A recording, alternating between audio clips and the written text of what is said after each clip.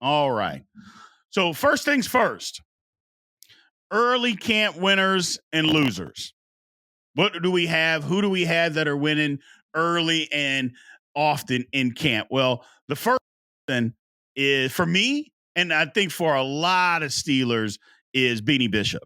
Beanie Bishop right now has taken the lead at starting corner or starting slot corner. Now, that was a position that a lot of us Steeler fans out there, we were like, man, I don't know. Then we signed Cam Sutton, and then everybody was like, okay, we feel good. We feel good. But we also knew in the back of our mind that Cam Sutton was going to get suspended, and then he gets suspended. And then it's okay, well, now who's going to hold the fort down for the first day games? Well, it seems like Beanie Bishop has jumped into that role and is taking the first team reps. Now, again, it's early. It's very, very early in camp. A lot can still be decided down the road. There's still a lot more practices to go. I understand that. But this is where we are today. So let's celebrate where we are today. Beanie Bishop has been that guy. Not only has Beanie Bishop grabbed a hold of the position people, you haven't really heard anybody talking about, oh, man, it's such a position of need and, oh, we're going to be in trouble. All of that is kind of quieted down a little bit. Now, again, maybe people are focused on other avenues and other aspects of the team, but we haven't really heard a whole lot. To me, that's a good thing. When a position is locked down and you're not hearing a lot of people talk about what we need to do and we got to make a trade, we got to do this. When you're not hearing that, that's all good news. And Beanie Bishop seems to have quieted that down as of now. Again, it's very early, but that doesn't mean we can't celebrate what people have done up to this point. So congratulations to this undrafted rookie out of West Virginia for stepping up to the table and trying to lock down a position. I think him and Corey Trice, they're slow playing Corey Trice Jr. a little bit off of his injury. I still think he's going to be in that battle once they say, okay, it's time for you to go. But we'll see. We will see. But definitely like what we see out of Beanie Bishop so far. Next, this is a guy, DeMarvin Leal. When we came out with our 53-man roster and who we thought were going to make the 53-man roster, I had DeMarvin Leal. I thought he was a cut casualty. He was drafted 3 years ago.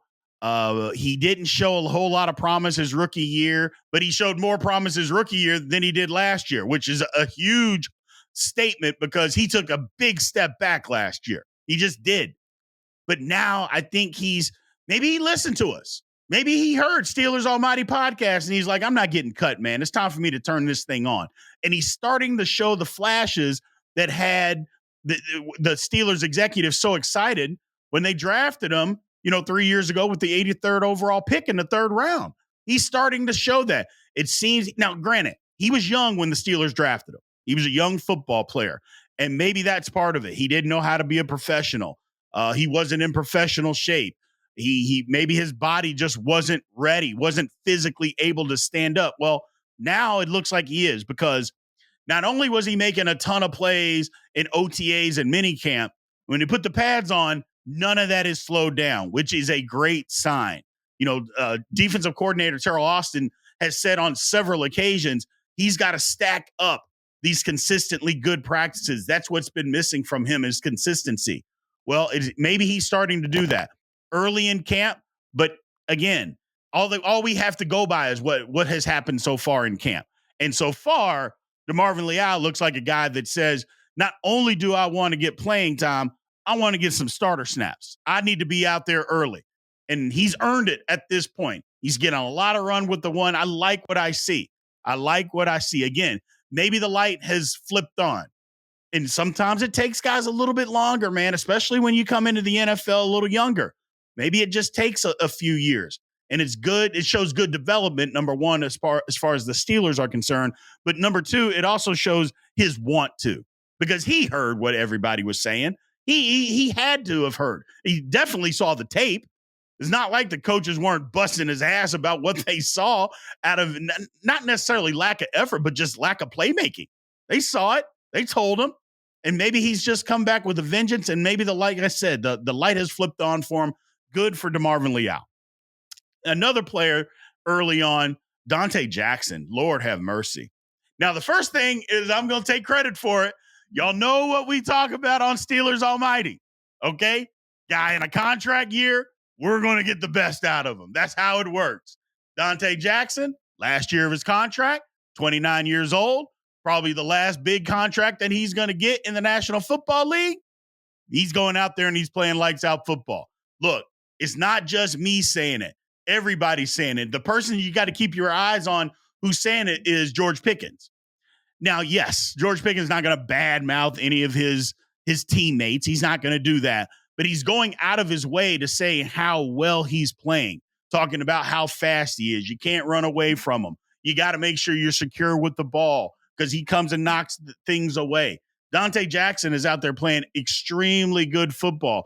Again, another guy that he was kind of the throw-in of getting rid of Deontay Johnson, excuse me. He was kind of the throw-in guy. A lot of reports in Carolina that they were going to cut him, if they weren't able to trade him. Well, he's come to Pittsburgh, and maybe he's got a new lot on life. Maybe he just needed to get out of that losing environment in Carolina, get to a different environment in Pittsburgh, and thrive. But again, like we said before, people, contract year, ding, ding, ding. We're going to get the best out of him. So that's a good thing. I'll take it.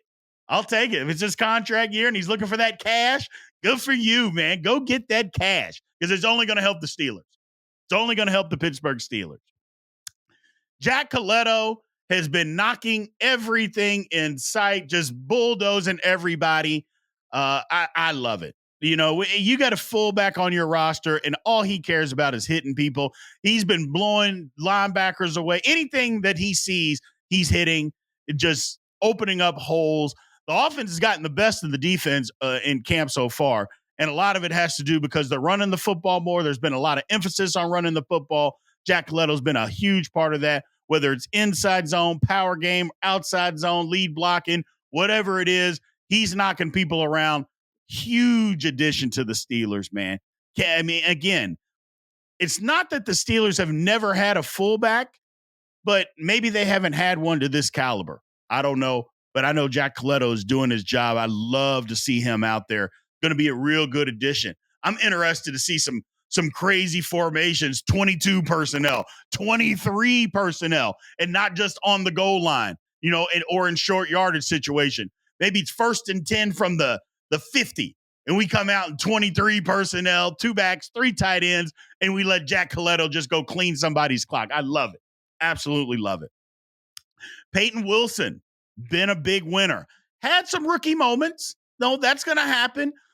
His first backs versus backers. He went up against Jaylen Warren, and we know how physical Jaylen Warren can be in that drill. Didn't always turn out the way that Payton Wilson wanted, but he got his comeback, and he did his thing out there. He's been super athletic. This is exactly what we wanted to see. Another thing that Steeler fans, if you don't know, he's been a sponge to Patrick Queen, just trying to soak up as much knowledge as he possibly can to be the best linebacker that he can be. Again, we mentioned this before. He's got the work ethic, and he's got a schedule. He's the first guy out there. It's not that he's trying to be the rah-rah guy. I'm going to be the first guy out there. He's just like, hey, man, I got a routine, and my routine happens to put me out there before anybody else gets out there. That's it. I love it. I've said it before. We love Elandon Roberts. Elandon Roberts and Patrick Queen, if those are your 2 starting linebackers, you could do a lot worse in this league. But if Payton Wilson were to be in that inside linebacker starting lineup next to Patrick Queen, I think it's better. Just for the simple fact that he's way more athletic than Roberts. Roberts is a thumper, and he gave us everything that he had, and he's a good football player. I just believe the upside of Payton Wilson is a lot higher. The quicker we can get him out there and getting more snaps, the better this team will be. I promise you. And another thing, he's not just athletic. He can also hit you and tackle you too, people. So I don't want you to think that he's just a guy out there that's going to try to run around a bunch of blocks. Nah, he's a physical inside linebacker. He really is. Again, the steal of the draft. 98 for the best middle linebacker in the draft. Give me a break, people. And then last but not least, as far as the winners, Roman Wilson. Now, yes, I get it. He got hurt. We'll get to that here in just a second. But before he got hurt, Roman Wilson, I think, was on his way to solidifying himself as being wide receiver number 2. He was playing that well in training camp. Again, early on, OTAs, minicamp, looked like he was running in quicksand out there. Couldn't find his way, just kind of just wallowing around, didn't necessarily know what to do or where to go or anything like that. I get all of that stuff. Having said that, he found his stride once training camp started. And he was out there playing really, really good football. Like I mentioned, I think he was on his way to solidifying the wide receiver number 2 position that the Steelers desperately need. They absolutely desperately need. Again, we'll get into that here in just a second. Some of the losers. Zach Frazier. It's not that Zach Frazier's played just bad football, but for a guy that a lot of Steeler fans, and I'm sure executives were counting on being in the starting lineup early, which we'll talk about that here in a little bit, the Steelers offensive line and what the hell they're doing with that. But he just hasn't been the dominant guy to go out there as of yet and say, okay, he needs to be running with the ones. That hasn't happened yet. We've seen him, do his thing in one-on-ones. We've also seen him take some losses in one-on-ones, kind of get pushed around. He's just kind of just been there. And for a guy that we want to be the starting center, I think it's got to be more than just a guy there. Well, I want to see some more from him.